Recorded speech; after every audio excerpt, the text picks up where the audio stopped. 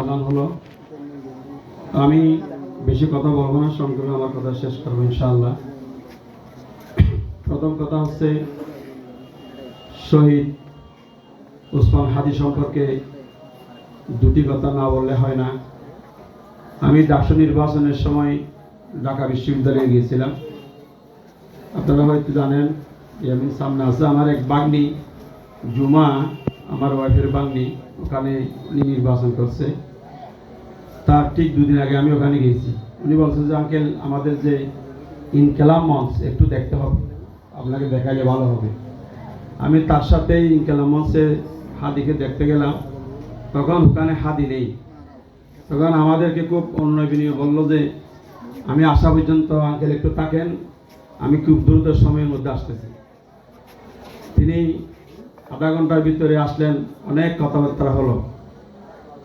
তার যে চেহারা এবং তার কথাবার্তা যেটা প্রমাণ হলো সেটা হলো আমাদের বাংলাদেশে একজন মানুষ এখনো বেশি জনপ্রিয়, যিনি যদিও এখন মরহুম, তিনি এখন নেই। সেটা হচ্ছে শহীদ প্রেসিডেন্ট জিয়াউর রহমান। আমার যতটুকু অ্যানালাইসিস আমি নিজে করি বা জানি, উনি ভারত বিরোধী আধিপত্যবাদের বিরুদ্ধে শহীদ জিয়া ছিলেন অপ্রতিরোধ্য শক্তি এবং বাংলাদেশের একটি কণ্ঠস্বর। ভারতের ইশারায় তাকেও হত্যা করা হয়েছিল। এরপরে আমি যাকে এই আসনে বসাতে চাই তিনি হচ্ছেন সেই ওসমান হাদি।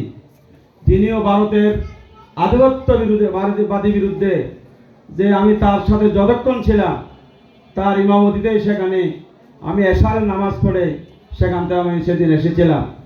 তার সাথে আধা ঘন্টা 40 মিনিটের কথাবার্তা যেটা প্রমাণিত হলো, সে বলছে ভারতের যে অবস্থান, ভারত আমাদেরকে কিভাবে কররাজ্য বানাতে চায়, তার পরিপ্রেক্ষিতে আঙ্কেল আমরা কিছু তরুণ ইনকেলাব মঞ্চ তৈরি করেছি। সেই ইনকেলাব মঞ্চের প্রতিষ্ঠাতা বলেন, সেই মুখপাত্র বলেন, প্রধান বলেন শহীদ ওসমান হাদি একটি বাংলাদেশের একটি কণ্ঠস্বর ছিল। ভারতের বিরুদ্ধে বার্তা দেওয়ার ব্যাপারে তার মতো এত শক্তিশালী কণ্ঠস্বর দ্বিতীয় আমার বিবেচনায় আমি আর খুঁজে পাই না। তো যাই হোক, আমি তার সাথে একবারই জীবনে একবার দেখা হয়নি। আমি তার আত্মার রহিম মাগফিরাত কামনা করছি। আল্লাহ সুবহানাহু ওয়া তাআলা মানুষ হিসাবে তার ভুলভ্রান্তি ক্ষমা করে দিয়ে আল্লাহ সুবহানাহু ওয়া তাআলা তাকে যেন জান্নাতের আলা মাকাম দান করেন, আমরা সবাই বলে আমিন। এরপরে দ্বিতীয় বক্তব্য হলো, আমি একটা পার্টি করি, সেটা হলো জামাত ইসলামী।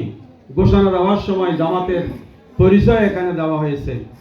আলহামদুলিল্লাহ, জামাত ইসলামীর এই 24 জুলাইয়ে জামাতের একটা ভূমিকা ছিল, তার চাইতে বেশি ভূমিকা ছিল আমাদের বাংলাদেশের আম ছাত্র জনতা, বিশেষ করে যারা ছাত্র জনতার প্রতিনিধি হয়ে যারা এনসিপি করেছে, সেই এনসিপির বাইরের ভূমিকা বেশি ছিল না?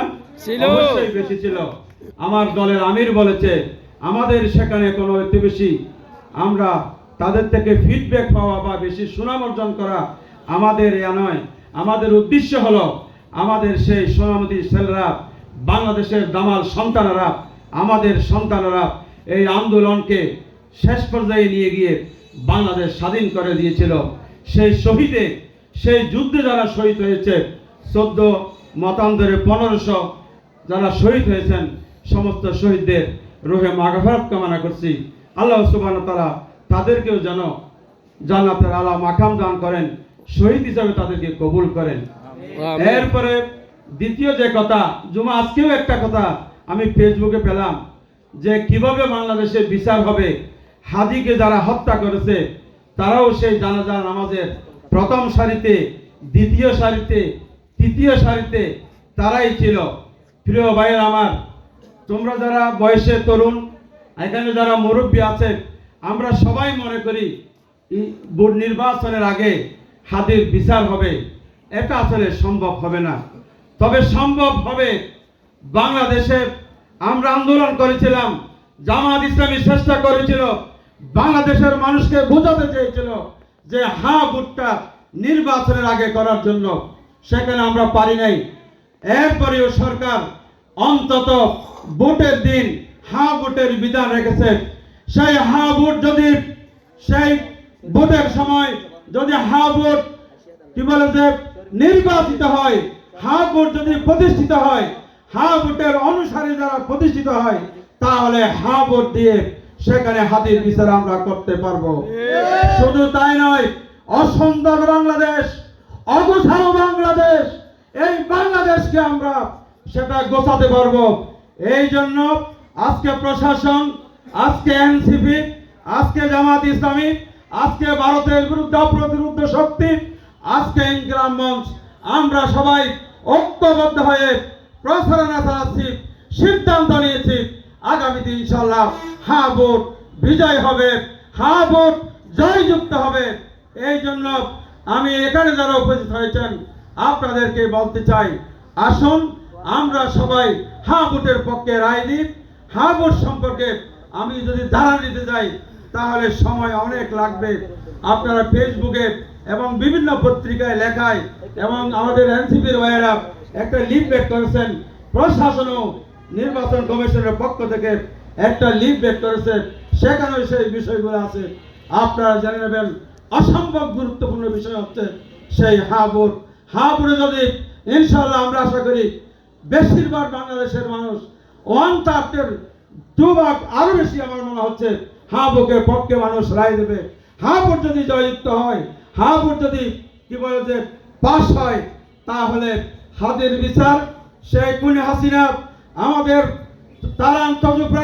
তাজা প্রাণ বাইরে যারা শহীদ করেছে সমস্ত কিছুর বিচার এই বাংলার জমিনে হবে ইনশাআল্লাহ। এই জন্য আসুন আমরা সেই হাতির বিচারের মধ্য দিয়ে নয়, শুধু আমরা বাংলাদেশে একটা সুন্দর ইনসাফ ভিত্তিক আমরা একটা সমাজ বিনির্মাণ করতে চাই, যেই সমাজে শাসীর ছেলেও পাশ করে চাকরি পাবে, আর সেখানে একজন প্রভাবশালী মন্ত্রীর ছেলেও চাকরি পাবে। যেই বৈষম্যের জন্য আমার বাংলা মায়ের দামার ছেলেরা যুদ্ধ করে আমার দেশকে স্বাধীন করেছে, সেই বৈষম্যহীন বাংলাদেশ গড়ার জন্য আসুন আমরা সবাই ঐক্যবদ্ধ হই এবং ইসলামের পক্ষে আজকে বাংলাদেশে যে গণজোয়ার সৃষ্টি হয়েছে, ইসলামের পক্ষে আমরা রায় দিই। এই কথাটুকু আপনাদের সামনে পেশ করে সবাইকে ধন্যবাদ জানিয়ে আমি আমার সংক্ষিপ্ত কথা এখানে শেষ করছি। ওমা তৌফিক ইল্লা বিল্লাহ। আসসালামু আলাইকুম ওয়া রাহমাতুল্লাহ।